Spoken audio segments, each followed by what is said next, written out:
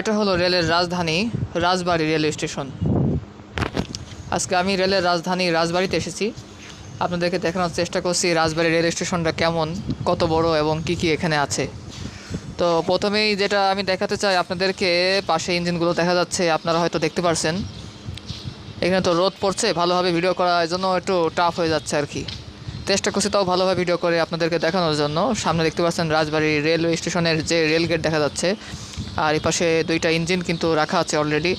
বাংলাদেশের ভিতরে কিন্তু সর্বপ্রথম এখানেই কিন্তু এই রাজবাড়ী রেল স্টেশনেই ট্রেনের ইয়ার্ড করা হয়, এবং সাথে লোকোশেড যেটাকে বলে আর কি, ইঞ্জিন রাখার ঘর যেটা, এটা এখানে রাখা হয়েছে, মানে করা হয়েছে আর কি।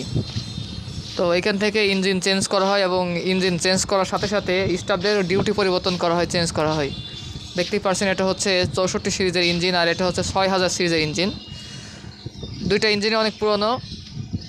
একটা আমেরিকা থেকে নেওয়া আসা, আর একটা হচ্ছে ভারত থেকে নিয়ে আসা।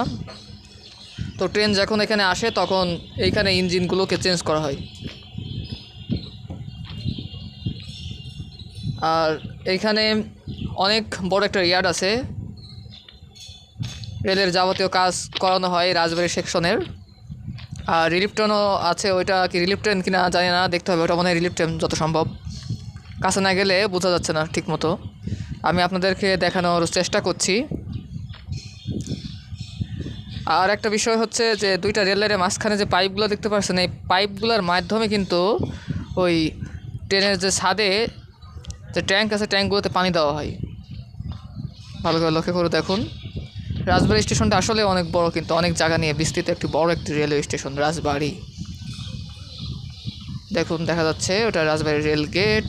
আর একটা সাথে সুন্দর দৃশ্য দেখা যাচ্ছে, যেহেতু অনেক রোদ পড়ছে, তো এখন বেলা 1টা বাজে।